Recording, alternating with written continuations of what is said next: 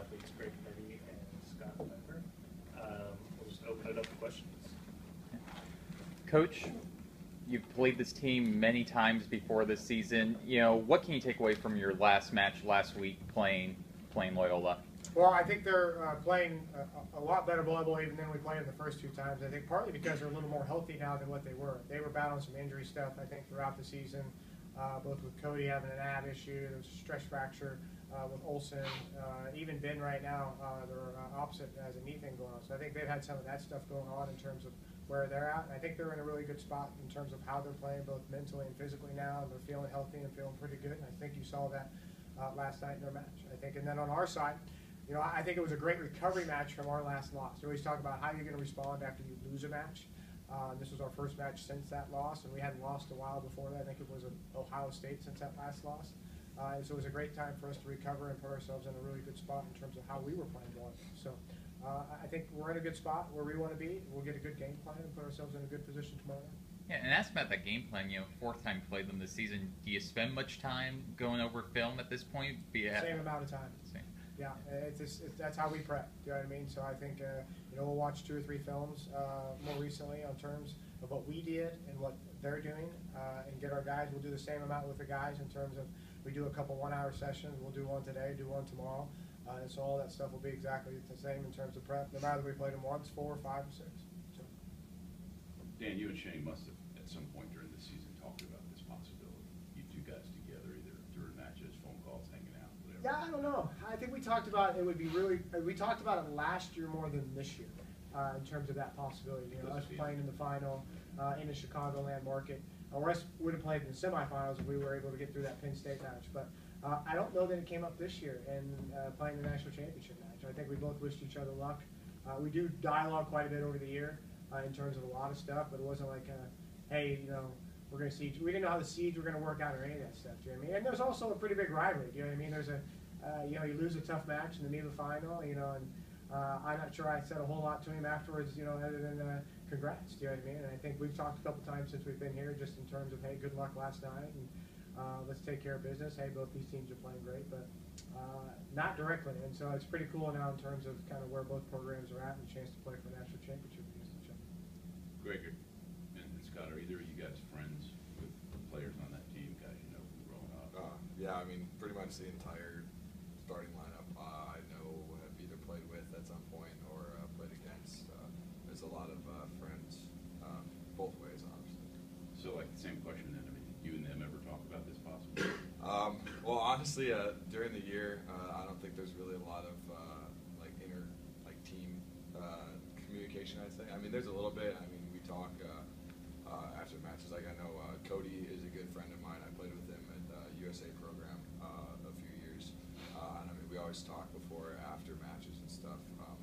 It's just kind of a thing that we really hoped that would happen at some point. We never really talked about it, per se. Yeah. But it was just, I think it was something that was in the back of our minds, and it's just awesome that it's actually here now. So. For any of you, what's the support like for the program back on campus? You guys want to answer that first, and I'll bring it back to me. So.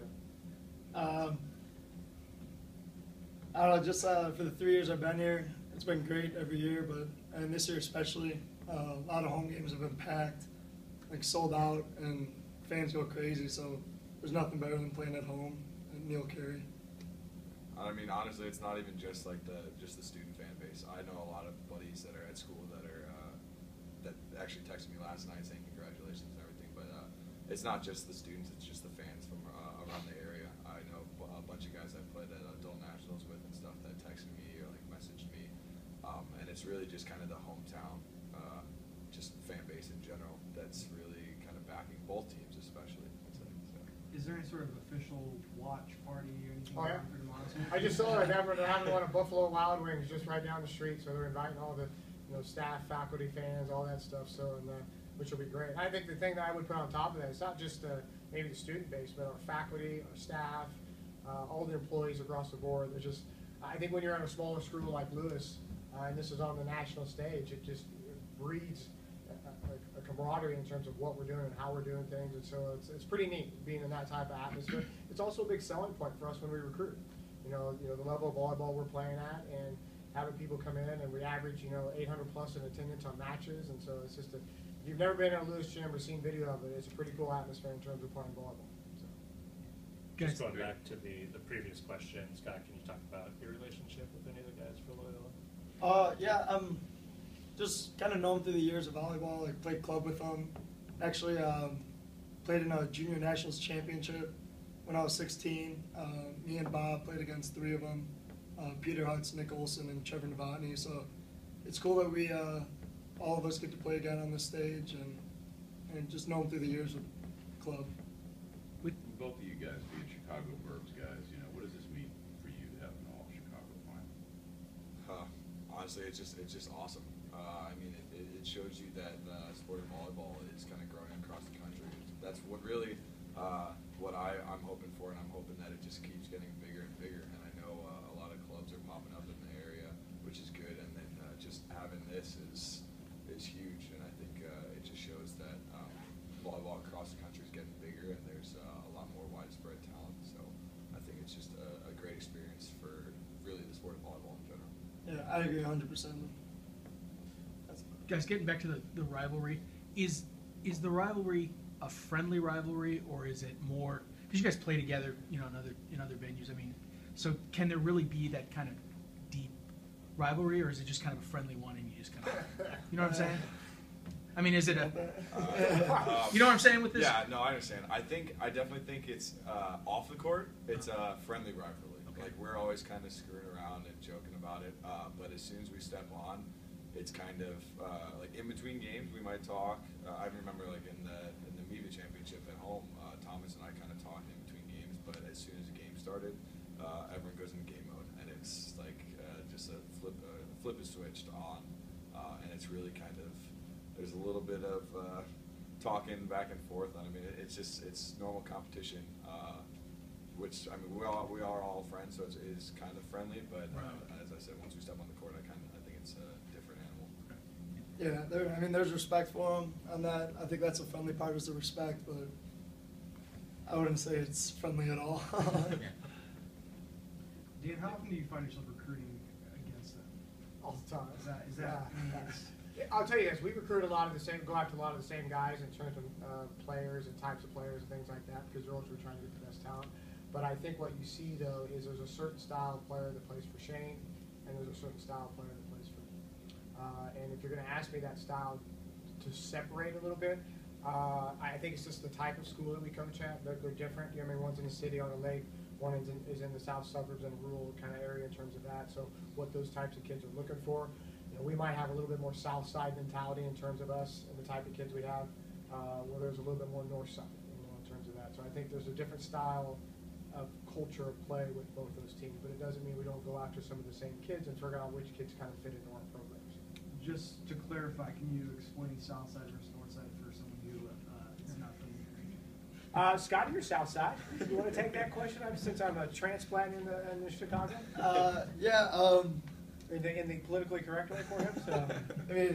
Southside aspect is just hardworking, blue collar, and you're gonna work for everything. So it's just nothing's really given. So just putting the time and effort in, and they're doing the same thing, but just different culture, I guess.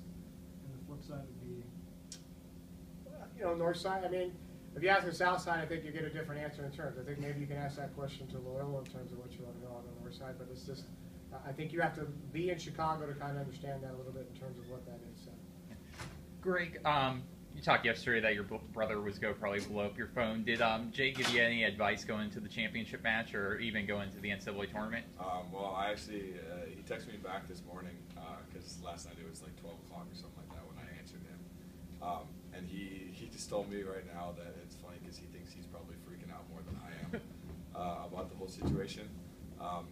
Honestly, he said he's going to leave everything for tomorrow, so I haven't really gotten a whole lot from him, just a little bit of talking, but he said he's going to try and just leave everything, the pep talk and everything for tomorrow. So if you ask me tomorrow, I can let you know.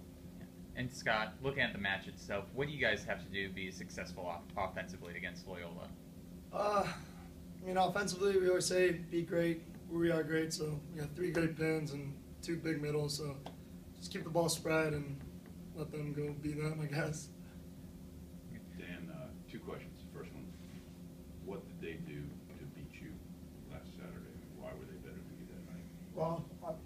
our side, I didn't think we were as disciplined on the things that we needed to do. I thought that was pretty key, and even more evident when we went back and watched the video, especially from a defensive standpoint. On their standpoint, I thought they played cleaner. You know, the other two matches, we put some great serving pressure on them and got them out of system, which in turn, when we do that, puts us in a really good position from a block defense standpoint. I thought they passed better, kept themselves in the system.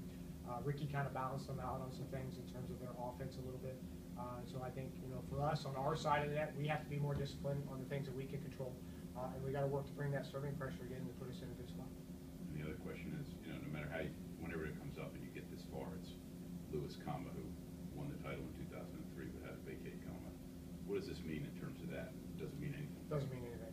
And the reason I tell you like that is this is, you know, we talk about it in terms of history because there were a lot of great players in our program through the 21 years of the program, and we love those alumni and they're a part of the program. But besides the fact that, you know, this is where we're at now, and we've done a great job of putting this team in a position to compete for a national championship. And that's so other than talking about it's part of the history of the program, and it's important when you talk about recruiting, if people ask.